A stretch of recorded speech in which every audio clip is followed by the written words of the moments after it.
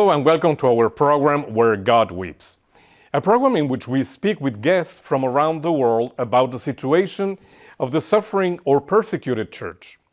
Papua New Guinea is one of the most populous countries in Oceania, with a rich and diverse ecosystem. It also has one of the most diverse human societies and cultures, with more than 800 different languages.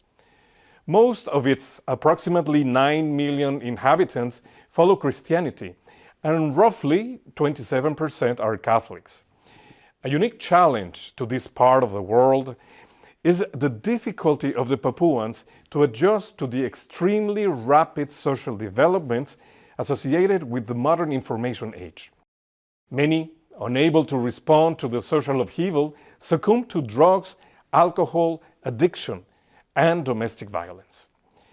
To tell us more about these challenges and the work of the Church, it is my privilege to welcome Sister Daisy Agustin.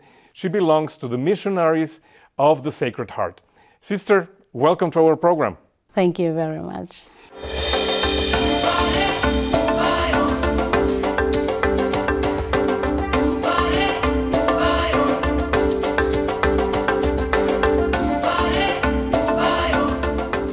We really appreciate that you dedicate this time to talk to us about your wonderful country of Papua New Guinea. You are originally from Papua New Guinea and you work there as a sister. That is correct, yes. You come from a Christian family? I do. My mom did not have a husband. My dad, she was pregnant with me in high school, and my dad left my mom, and of course she brought me up in an environment where she prayed a lot and she gave her life to the church, and I believe that gave her strength to look after me as a single parent.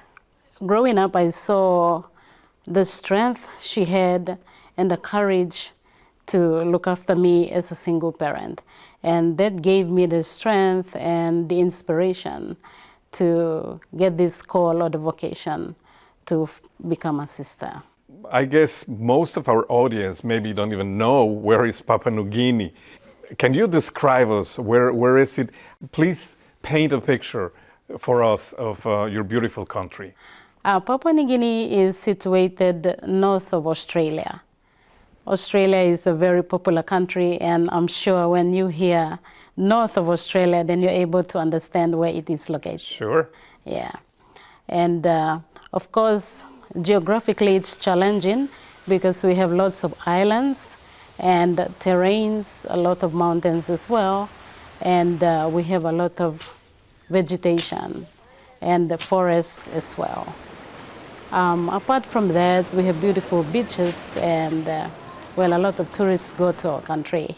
And if you're talking about religion, we have Christianity is dominant in the country. And of course, we have, we call our country a Christian country, and we are open to other Christian and also as well as other religions to come in. Of course, we have Muslims in the country as well. You know, checking some statistics from Papua New Guinea, I saw that 27% are Catholic. So that's not a minority, really. It's a significant population. You're correct when you say that. Catholics and of course the mainline churches that make up Christianity, we have 27%, and that's a good number. This is because the mainline churches also work together, and missionaries, when they came, for example, the Lutherans and of course the Catholics, and then the Methodists and the Anglicans, which were the first ones to come into Papua New Guinea. Now, how would you describe the faith of the Papuans? I'd say the faith of the people is very strong. And of course, we have, apart from Christianity and other religions, we have our traditional spiritual religions, or let's say beliefs or faith, already from our ancestors. So before Christianity came in, our people believed in, for example, a tree up there that was sacred to them. So they wouldn't make noise when they're going into the bush, that it's sacred there. Or for example, if they're on a canoe, on a boat, and they come across an island or a rock, it's sacred to them. And so they go through it without throwing rubbish in the sea. What they eat, they keep it in the boat or in the canoe. And it's a sign of respect to this, this little place, or an island or a stone. And so they had this belief already. So when Christianity came, it wasn't difficult for them to believe. Of course, because they had already believed in a power beyond them, in a stone or on a mountain or on a tree. So it was embedded in them already. When I was listening to you talking, Sister, it reminded me of so much of the ideas that the Holy Father is talking now about being responsible for the environment. We're not owners. You know, that sense of entitlement that sometimes we have. Your people had that before, that sense of I'm part of this, I have to respect it and preserve it. You're correct when you say that. And we have sacred sites. For instance, we have cemeteries that are locked up like buffer zones. And we have so much respect with our cemeteries that in some areas in Papua New Guinea, you would leave the environment intact after burying a man who is dead, and you leave the environment to grow back to its usual state or previous state. That means it grows bushy and no one, is concerned about it. It's like they have respect for it. It's like you are already within the soil again. You go back to Mother Earth and you have the surrounding forests or the trees giving you life, And so they have so much respect for nature. And it was a fertile field for the seed of Christian faith. You're correct when you say that. When the missionaries came, of course, there were some resistance, as in other parts of the countries. Of course. Of the world, I mean. And my congregation had a very challenging time when they first came in 1902. Our first missionaries landed at the beginning of the 20th century. That's right. And on the 2nd of November, on All Souls Feast Day, our sisters landed in Rabaul, in the Archdiocese of Rabaul. That's in the New Guinea side of the country. Well, the Germans were looking after that colony. The British side, where I come from, Port Moresby, Mirambay, the other side of Papua New Guinea, which they call Papua, was colonized by the British. Now, the congregation that that I belonged to, had a founder from France. Now, Sister, we had the opportunity to have one of our teams there in Papua New Guinea, and we can see this very colorful, beautiful tribal clans. What is that reality, Sister? Are there different tribes, different groups, or they are considered all just one nation? One of the best things about Papua New Guinea, positive aspects of Papua New Guinea, would be its cultural aspects. The diversity of it. Exactly, you can say that, the diversity of it. For example, I come from Mirambay province, which is near the capital of Papua New Guinea, which is Port Moresby. I speak a totally different language. When I go into the city, they speak a totally different language. They dress up differently, I dress up differently. So this diversity brings enrichment to each one. And so, for example, when someone from my province marries someone from the city, for example, they change their cultures. What I mean is, they do not change actually, but they bring their cultures together And then when they have children, their children grow up in a mixed culture. And it's so rich because this culture from where I come from is very different. It has its own positive aspects and richness, and then from the dead side, etc. And it makes the children grow up with a beautiful, enriched culture that embodies both the father and the mother's side. Well, we in Western countries, we have to learn a lot about that, sister. Let me tell you, that is not that easy for sometimes in the Western to have that welcomeness of diversity. But correct me if I'm wrong, sister, but I got the information that there are about 800 languages in the country. We have 860 languages, actually, more than 860 languages. And when you talk about evangelization, of course, we have 3 official languages as well. Apart from the 860 languages, well, it's also added to these 3 official languages, which are English, Tok Pisin, which is a version of Pidgin, and Motu. Motu is normally spoken within the city. So for evangelization, like we were saying about the cultures, it's the diversity of that. And when you intermarry, you bring also the richness of the language.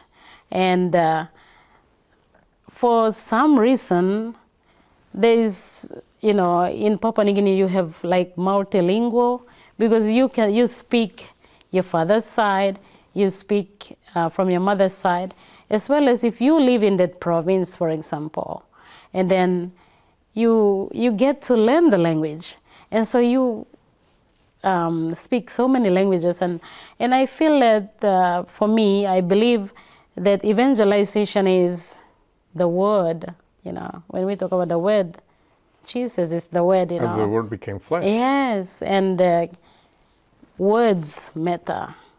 So the language, if you know one, you're able to bring a message across to this person. And then with the diversity of languages, you are able to make meaning or give meaning to your words to others.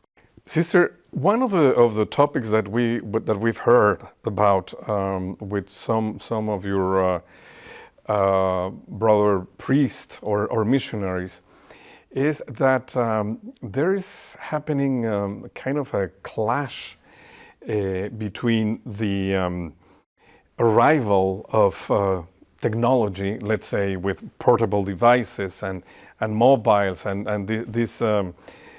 all these means of communication that are quite advanced. We're talking about 21st century, but that they're coming into communities that are not that developed, and that this is causing kind of a crisis, isolation, and as a result, there is kind of like explosion of alcoholism, drug addiction, this kind of vices because of that isolation of the soul. Have you witnessed this? I'm happy that you brought that up because it is true. When mobile phones first came to Papua New Guinea in the 1990s, no one was able to make awareness on the advantages and disadvantages of the use.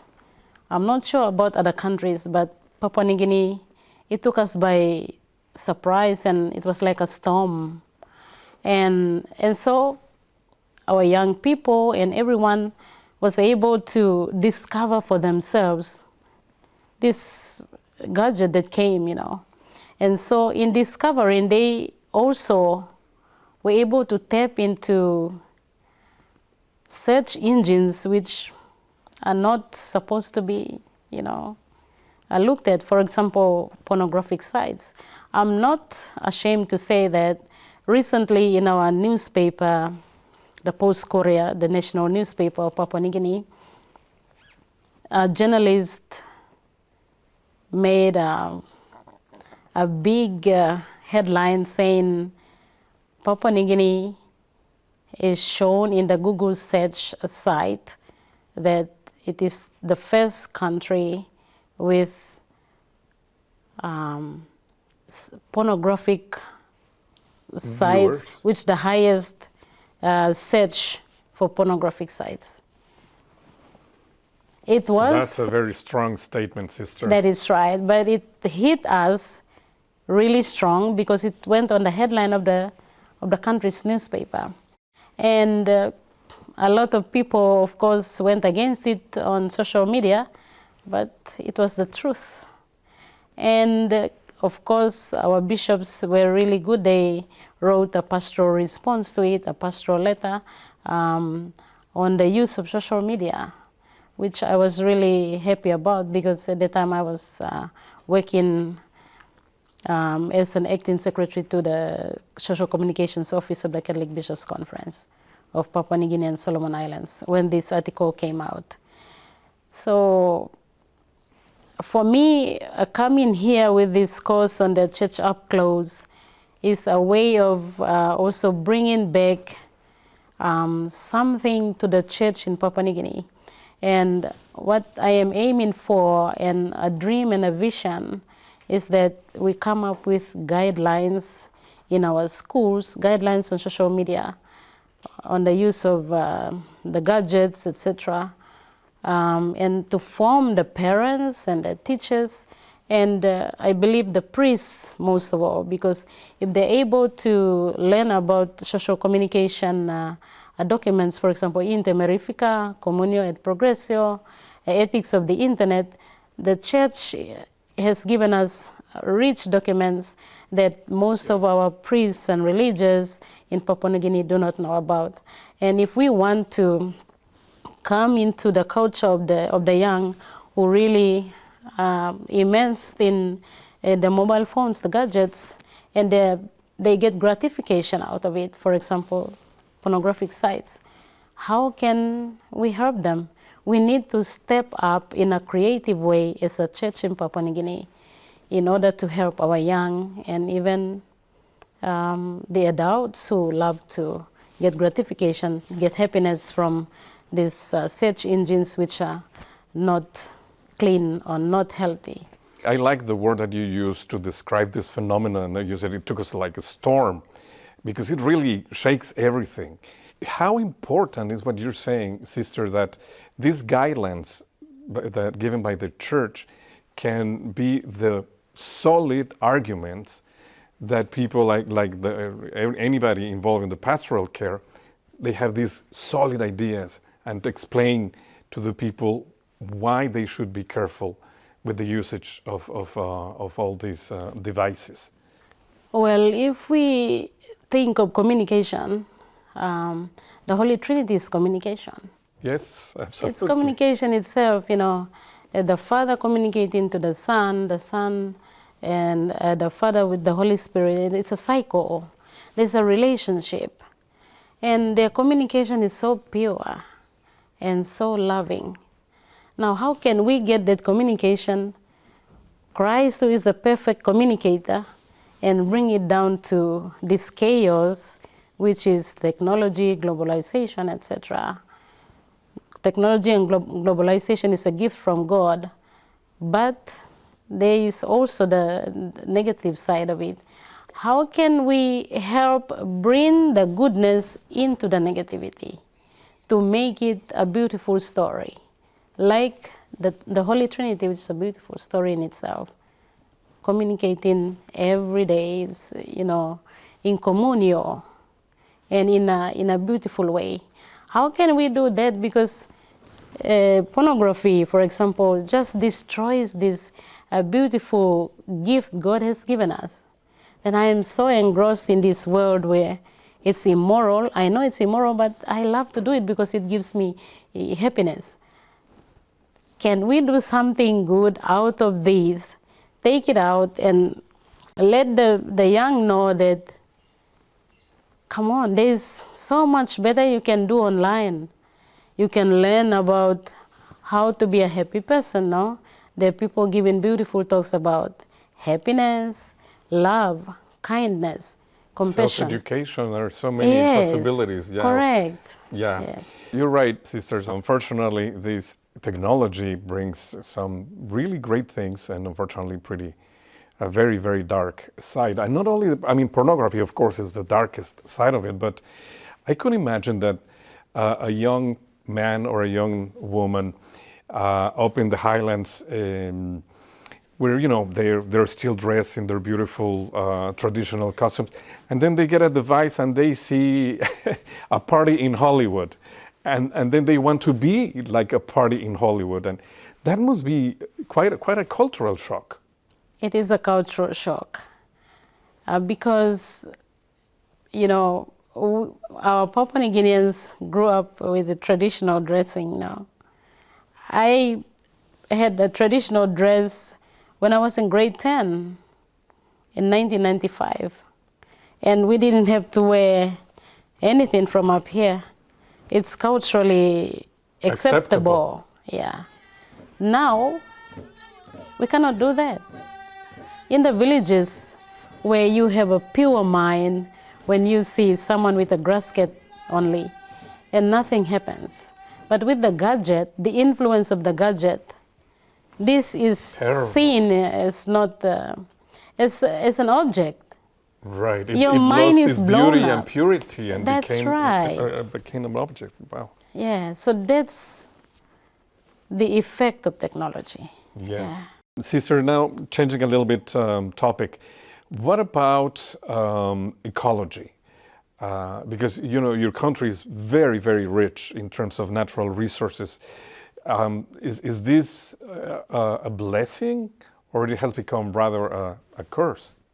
A blessing and a curse. You can say that because I worked, if we talk about blessing, we are blessed with lots of virgin forests, beautiful rivers, and pristine waters.